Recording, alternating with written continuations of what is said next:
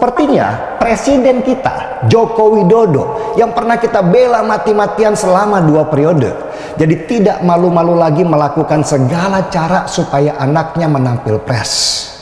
Sekarang apapun yang Jokowi umumkan, orang akan berpikir sebaliknya.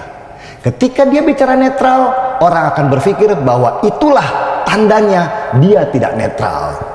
Coba, bagaimana negara bisa bertahan dengan tingkat kepercayaan pada presidennya serendah ini?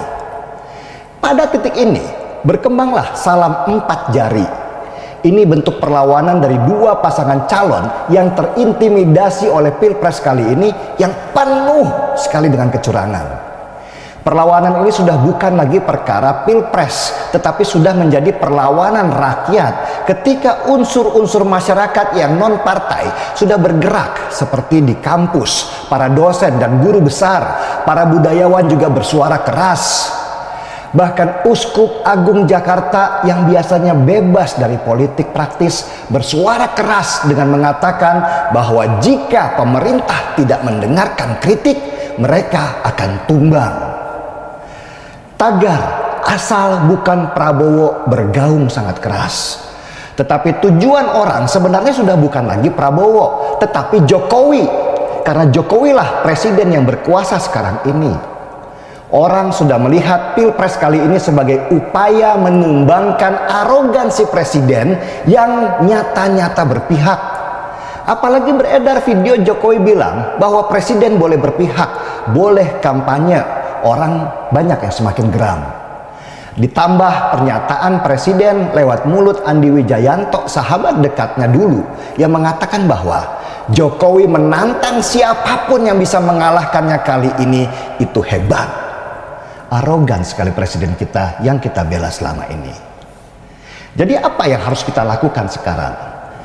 Melawan. Kita melawan kekuasaan yang menggunakan tangan jahatnya dengan berbondong-bondong datang ke TPS tanggal 14 Februari nanti. Coblos Ganjar Pranowo sebagai bentuk perlawanan. Ini bukan lagi pilpres, tetapi sudah masuk ranah perjuangan. Kita harus memilih orang-orang benar supaya negara ini kelak bisa bergerak ke arah yang benar. Salah memilih, hancur negara kita dalam waktu puluhan tahun ke depan. Dan percayalah, kebenaran akan selalu menemukan jalannya. Oke, kembali lagi di channel MD 2045. Salam inspirasi, salam NKRI, harga mati. Teman-teman mungkin sudah mendengarkan sedikit edukasi dari saudara kita Denny Siregar. Tentunya apa yang disampaikan oleh saudara Denny Siregar ini sangat menarik dan sangat bermanfaat agar kita ketahui situasi politik yang terjadi saat ini. Tentunya beliau membahas tentang Jokowi, ketidaknetralan Pak Jokowi dalam pemilu di tahun 2024 ini. Tentunya Denny Siregar sangat kecewa dengan Jokowi karena beliau telah mendukung 2 kali Presiden Joko Widodo. Namun betapa sedihnya melihat ketidaknetralan Pak Jokowi dalam kontestasi di Pilpres di tahun 2024 ini yang hanya memihak kepada Prabowo Subianto. Banyak pengamat politik yang mengkritik soal tindakan-tindakan yang dilakukan oleh Pak Jokowi yang saat ini.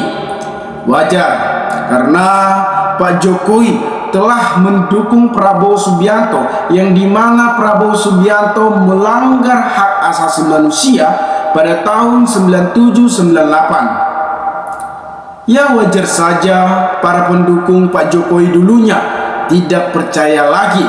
Padahal dulunya Pak Jokowi mengatakan agar netral. Malahan dia yang tidak netral. Wajar saja kepercayaan masyarakat kepada Jokowi berkurang. Ini akan berdampak kepada suara Prabowo Subianto. Kita bangga-banggakan yang selama ini Pak Jokowi 10 tahun memimpin negara ini. Tentunya sudah terbukti. Tetapi dalam kontestasi di tahun 2024 ini, pemilihan presiden, disinilah Pak Jokowi tidak netral dan membuat kekecewaan Megawati dan membuat kekecewaan para kader partai PDIP.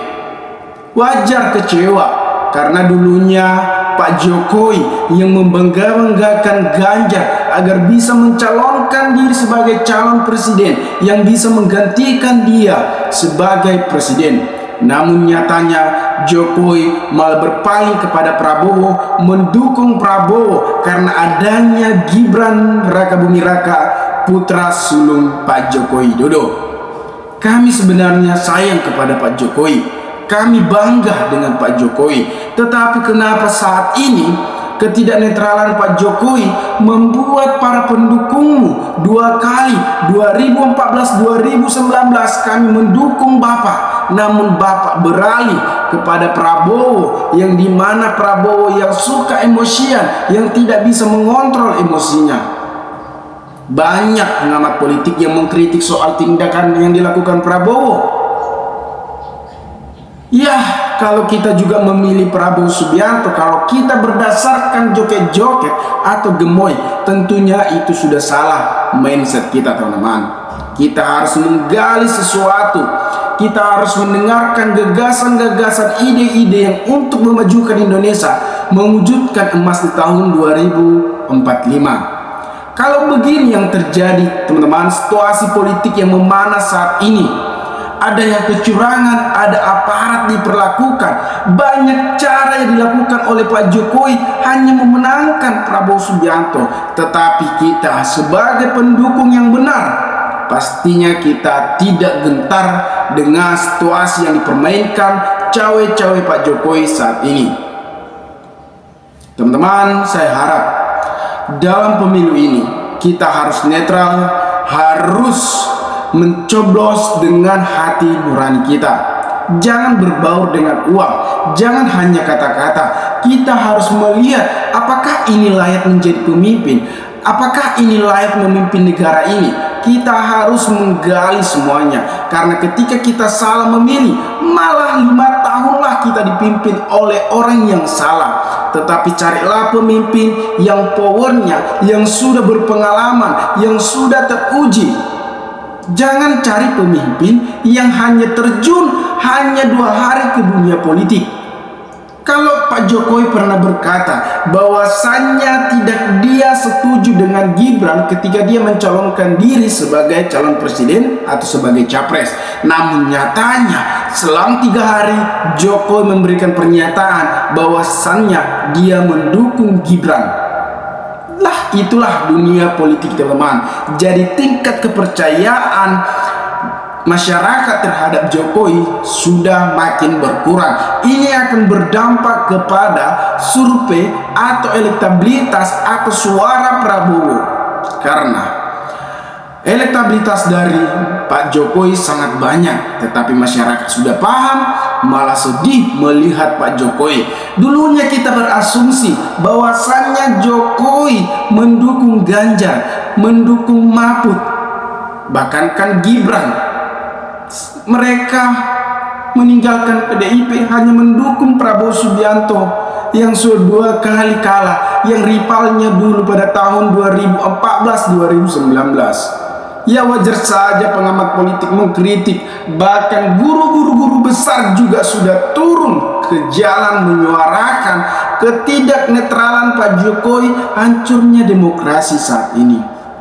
Wajar saja, teman-teman. Saya sendiri juga sedih melihat Pak Joko Widodo yang selama ini kita bangga-banggakan, yang kita sanjung-sanjungkan, yang kita dukung. Kita tidak pernah menjelek-jelekkan Pak Jokowi. Kita hanya menyuarakan isi hati rakyat. Kasihan Pak Jokowi telah membangun namanya 10 tahun, malah di terakhir jabatannya malah jelek. Ya, tentu saja di masa jabatannya 10 tahun sudah terbukti menjadi presiden terbaik. Ya, saya akui. Tetapi kalau masalah ini memang kita sangat-sangat kecewa. Teman-teman, dimanapun Anda berada, tentukanlah pilihan Anda yang bisa menggantikan Pak Jokowi. Jangan salah pilih, jangan biarkan orang-orang memilih yang tidak bertanggung jawab, yang tidak berpengalaman. Pilihlah orang yang sudah berpengalaman. Menurut saya, yang sudah berpengalaman, yang sudah teruji, Ganjar Mahfudlah. Ganjar yang sudah 2 kali menjadi gubernur Jawa Tengah, Mahfud MD sebagai mantan ketua MK. Tentunya, apalagi yang kurang teman-teman. Jangan hanya kita melihat karena kata kasihan. Ada orang memilih orang karena kasihan, karena sudah 2 kali kalah.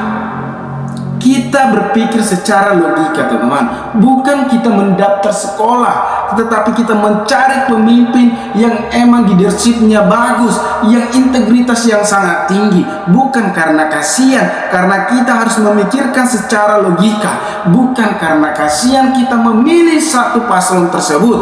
Kalau kita hanya karena kasihan, gak enakan. Bagaimana nanti ketika kita salah memilih? Maka kita nikmatilah selama 5 tahun pimpinannya. Apakah mau teman-teman dipimpin oleh orang yang melanggar etik? Apa teman-teman mau memilih pemimpin yang melanggar hak asasi manusia, yang sampai sekarang tidak ada klarifikasi yang valid? Jadi masyarakat wajar saja berasumsi bahwasannya Prabowo Subianto masih terlibat dengan kasus tersebut. Apakah Pak Prabowo pernah berklarifikasi? Ditanya saja waktu debat kemarin, dia hanya berkelir-kelir, dia hanya kemana-mana jawabannya. Jadi wajar saja masyarakat akan diungkit-ungkit terus dengan kasus tersebut.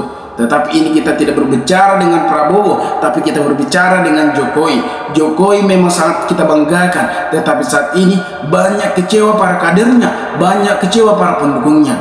Teman-teman, mungkin sekian video ini. Jika ada kata salah, mohon maaf. Jika ada teman-teman ingin memberikan tanggapan, maka berikanlah di kolom komentar agar kita bisa saling tukar pikiran satu antara lain. Salam inspirasi, salam NKRI, MD 2045 melaporkan.